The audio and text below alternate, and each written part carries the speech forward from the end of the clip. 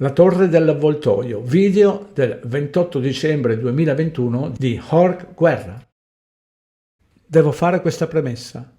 È indispensabile vedere il documento fino alla fine del video per comprendere il collegamento fra la BRI, la Svizzera, il Vaticano e l'aristocrazia nera italiana.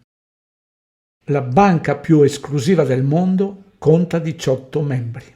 Si riuniscono ogni 2 mesi, la domenica alle 19 nella sala conferenze di una torre circolare le cui finestre colorate si affacciano sulla stazione ferroviaria centrale di Basilea, in Svizzera. Il loro discorso dura circa un'ora. Questi individui, quasi tutti uomini, sono banchieri centrali giunti a Basilea per partecipare al Comitato Consultivo Economico, il Comitato Consultivo della Banca dei Regolamenti Internazionali, la BRI, ovvero la Banca delle Banche Centrali. Tra i suoi membri nel 2013 figuravano Ben Bernanke, presidente sionista della Federal Reserve statunitense, Mervyn King, governatore massone della Banca d'Inghilterra, Mario Draghi, all'epoca lo scurapedina gesuita della Banca Centrale Europea, Zhou Xiaochuan della banca in Cina e i governatori delle banche centrali di Germania, Francia, Italia, Svezia, Canada, India e Brasile. A questo si aggiunge Jaime Caruana, ex governatore della Banca di Spagna e direttore generale della Banca dei Regolamenti Internazionali, provenienti da una famiglia insignita dall'Ordine di San Giovanni di Gerusalemme. L'attuale direttore della Banca dei Regolamenti Internazionali è il messicano Agustín Carstens. All'inizio del 2013, quando questa informazione è venuta alla luce, King, che si dimetterà da governatore della Banca d'Inghilterra nel giugno 2013, presiedeva il Comitato di Controllo. Il Comitato di Controllo, precedentemente noto come Riunione dei Governatori del G10, è la più influente tra le numerose riunioni della Banca dei Regolamenti Internazionali, aperta solo a un piccolo e selezionato gruppo di banchieri centrali provenienti dalle economie avanzate.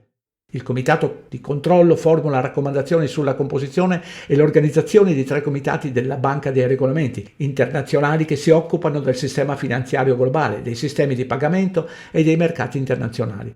Il Comitato prepara anche proposte per il Global Economy Meeting e ne definisce l'agenda.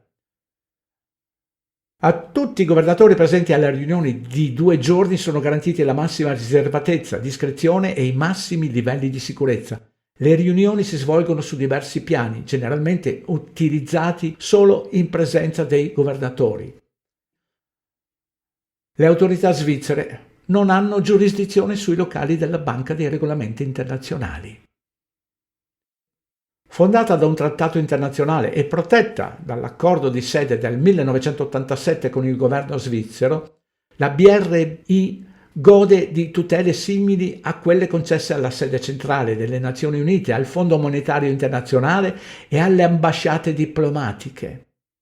Le autorità svizzere necessitano dell'autorizzazione della direzione della Banca dei Regolamenti Internazionali per accedere agli edifici della banca, che sono definiti inviolabili. La Banca dei Regolamenti Internazionali ha il diritto di comunicare in codice e di inviare e ricevere corrispondenza in buste protette dalla stessa protezione delle ambasciate, il che significa che non possono essere aperte. La BRI è esente dalle imposte svizzere. I suoi dipendenti non devono pagare l'imposta sul reddito sui loro stipendi, che sono solitamente piuttosto generosi, pensati per competere con il settore privato. Lo stipendio dell'amministratore delegato nel 2012 era di 763.000 franchi svizzeri, mentre il capo dipartimento ne riceveva 587.000 franchi svizzeri all'anno, oltre a generose indennità. Gli straordinari privilegi legati della banca, che si estendono anche al personale e ai dirigenti, i dirigenti senior godono di uno status speciale simile a quello dei diplomatici mentre si impegnano nel servizio in Svizzera. I loro bagagli non possono essere perquisiti a meno che non vi siano prove di un reato flagrante e i loro documenti sono inviolabili. I governatori delle banche centrali che si recano a Basilea per riunioni bimestrali godono dello stesso status durante il loro soggiorno in Svizzera. Tutti i funzionari della banca sono immuni a vita ai sensi della legge svizzera per tutti gli atti commessi nell'esercizio delle loro funzioni. La direzione della banca ha cercato di prevedere ogni eventualità in modo da non dover chiamare la polizia svizzera. La sede centrale della BRI è dotata di sistemi antincendio ad alta tecnologia con backup multipli, strutture mediche interne e un proprio rifugio antiaereo in caso di attacco terroristico o incendio doloso. I beni della BRI non sono soggetti a cause civili ai sensi del diritto svizzero e non possono mai essere sequestrati. La BRI tutela rigorosamente il segreto bancario. I verbali, l'ordine del giorno e l'elenco effettivo dei partecipanti al Global Economics Meeting o al Consiglio di sicurezza non vengono pubblicati in alcuna forma. Questo perché non vengono presi atti ufficiali, sebbene i banchieri a volte scrivano i propri appunti. Quindi, cosa importa al resto di noi?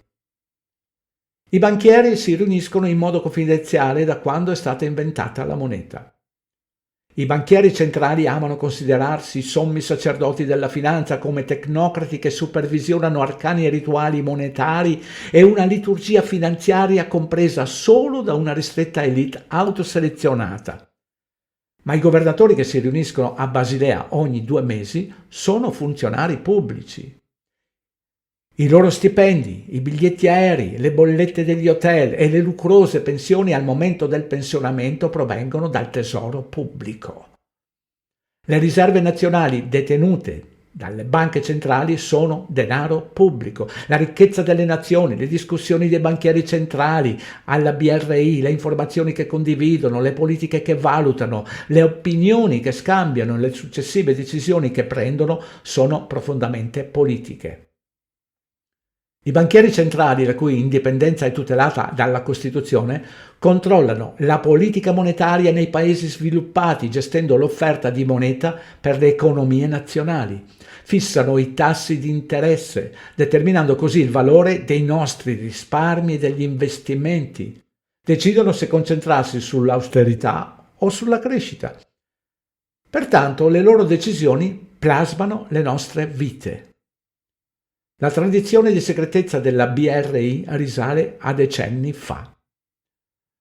Negli anni 60, ad esempio, la banca ospitò il London Gold Pool. 8 paesi si impegnarono a manipolare il mercato dell'oro per mantenerne il prezzo intorno ai $35 l'oncia, in linea con le disposizioni dell'accordo di Bretton Woods, che regolava il sistema finanziario internazionale del secondo dopoguerra. Sebbene il London Gold Pool non esista più, il suo successore è il BIS Market Committee, che si riunisce ogni 2 mesi nell'ambito delle riunioni dei governatori per discutere le tendenze dei mercati finanziari. Partecipano funzionari di 21 banche centrali. Il comitato pubblica occasionalmente documenti, ma il suo ordine del giorno e le sue discussioni rimangono segrete. Oggi i paesi rappresentati alle riunioni economiche globali rappresentano collettivamente circa i 4/5 del prodotto interno lordo mondiale, il PIL. La maggior parte della ricchezza prodotta nel mondo, secondo le statistiche della Banca dei Regolamenti Internazionali. I banchieri centrali sembrano ora più potenti dei politici, ha scritto l'Economist, avendo nelle loro mani il destino dell'economia globale. Ma come è potuto succedere? La BRI, l'istituzione finanziaria globale più riservata al mondo, può vantare gran parte del merito. Fin dal suo primo giorno di esistenza la BRI si è dedicata alla promozione degli interessi delle banche centrali e alla costruzione della nuova architettura della finanza transnazionale. Così facendo ha generato una nuova classe di tecnocrati globali affiatati, i cui membri si alternano tra posizioni altamente retribuite presso la BRI, l'FMI e le banche centrali commerciali. Il fondatore di questa cricca di tecnocrati fu Per Jacobson, l'economista svedese che ricoprì il ruolo di consulente economico della BRI dal 1931 al 1956.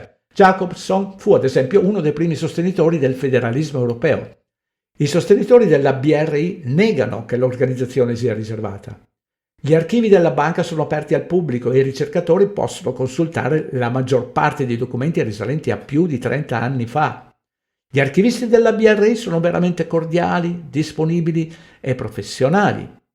Il sito web della banca include tutti i suoi rapporti annuali scaricabili, nonché numerosi documenti della policy prodotti dal prestigioso Dipartimento di ricerca sui pagamenti internazionali della banca.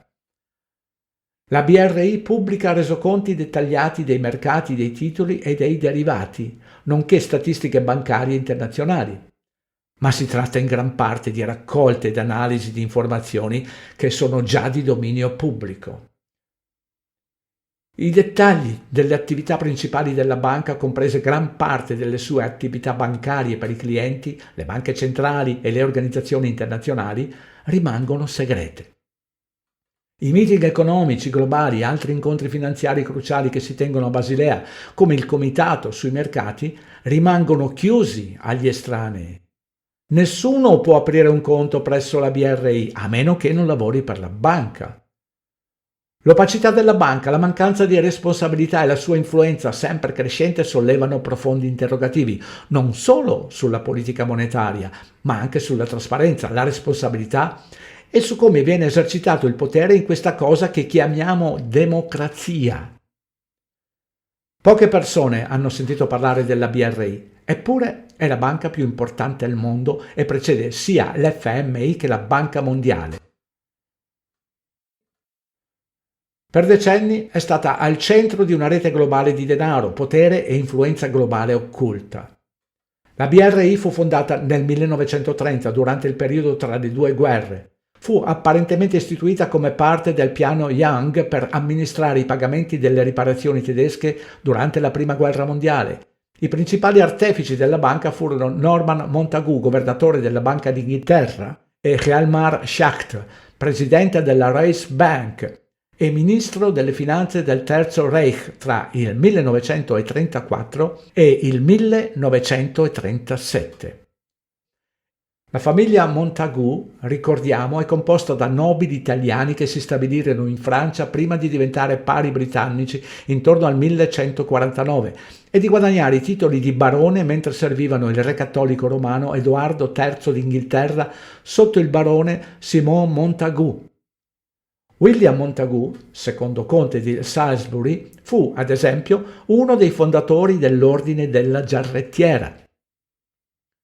Inoltre Schacht era anche un massone di rito scozzese legato alla massoneria rossa scozzese inglese e, di conseguenza, alla Banca d'Inghilterra nella City di Londra.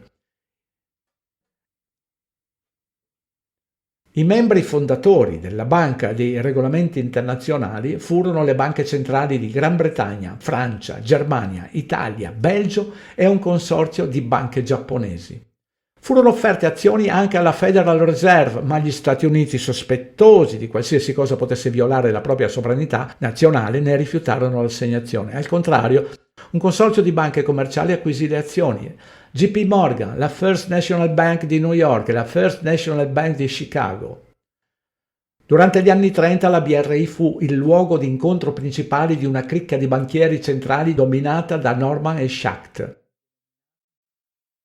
Questo gruppo contribuì alla ricostruzione della Germania. Il New York Times descrisse Schacht, ampiamente riconosciuto come il genio dietro la rinascita dell'economia tedesca, come il pilota di ferro della finanza nazista. Durante la guerra la BRI divenne di fatto un braccio armato della Banca del Reich, accettando l'oro saccheggiato dai nazisti e conducendo operazioni di cambio per la Germania nazista.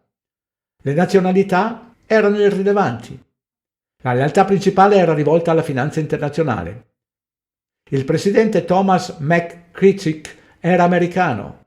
Roger Aubillon, l'amministratore delegato, era francese. Paul Echtler, il vice amministratore delegato, era membro del partito nazista e firmava la sua corrispondenza con Hey Hitler. Raphael Pilotti, il segretario generale, era italiano. Per Jackson, l'influente consigliere economico della banca, era svedese. I suoi assistenti e quelli di Pilotti erano britannici. Avete capito? Dove sono i nemici di quella sanguinosa guerra mondiale? Si può comprendere solo se accettiamo che qualcuno o più persone abbiano contribuito a sostenere entrambe le parti e non sono stati i banchieri. Dopo il 1945, 5 direttori della BRI, tra cui Hjalmar furono accusati di crimini di guerra. La Germania perse la guerra ma ottenne la pace economica, in gran parte grazie alla BRI. La scena internazionale, i contatti, le reti bancarie e la legittimità che la BRI ha fornito prima alla Reichsbank e poi alle banche che le sono succedute hanno contribuito a garantire la continuità di interessi economici e finanziari immediatamente potenti dell'era nazista fino ai giorni nostri. Per i primi 47 anni della sua esistenza, dal 1930 al 1977, la BRI ebbe sede in un ex hotel vicino alla stazione ferroviaria centrale di Basilea, in Svizzera.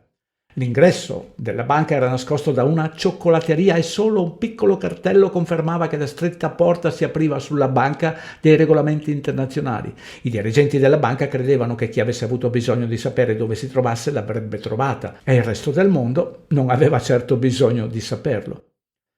La banca si trasferì nella sua sede attuale, centrale al numero 2 di Central Bank Platz nel 1977 a Basilea.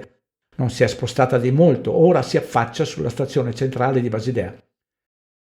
Per essere un'organizzazione seria e riservata, la BRI si è dimostrata sorprendentemente agile.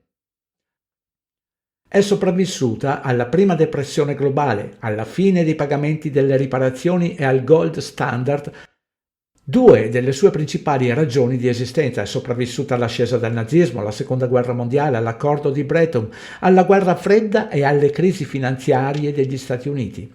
Dagli anni 80 agli anni 90, alla nascita del Fondo Monetario Internazionale e della Banca Mondiale e alla fine del comunismo, come ha osservato Malcolm Knight, direttore dal 2003 al 2008, è incoraggiante vedere che, rimanendo piccola, flessibile e libera da interferenze politiche, la banca, nel corso della sua storia, è riuscita ad adattarsi straordinariamente bene alle circostanze mutevoli. Direi che non si adatta a se stessa, ma piuttosto a coloro che la plasmano. Considerando il ruolo centrale della BRI nell'economia transnazionale, il suo basso profilo è notevole. Nel 1930 un giornalista del New York Times osservò che la cultura della segretezza alla BRI era così radicata che non gli era permesso di guardare all'interno della sala del consiglio di amministrazione, nemmeno dopo che i direttori se ne erano andati. Poco è cambiato. Ai giornalisti non è consentito entrare nella sede centrale durante la riunione economica globale. I funzionari della BRI raramente e con riluttanza parlano apertamente con i membri della stampa.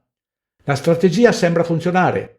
Movimenti come Occupy Wall Street, movimenti anti-globalizzazione, manifestanti sui social media, youtuber e altri hanno completamente ignorato la BRI. La sede della Banca Centrale Plus numero 2 a Basilea è pacifica e silenziosa. Non ci sono manifestanti radunati fuori dalla sede della BRI, né dimostranti accampati nel parco vicino, né vivaci comitati di accoglienza per i banchieri centrali del mondo. Mentre l'economia globale barcolla da una crisi all'altra, le istituzioni finanziarie sono sotto esame come mai prima d'ora. Legioni di giornalisti, blogger e giornalisti investigativi registrano ogni mossa delle banche. Eppure, in qualche modo, a parte brevi accenni sulle pagine finanziarie, la BRI è riuscita ad evitare un controllo critico, almeno fino ad ora.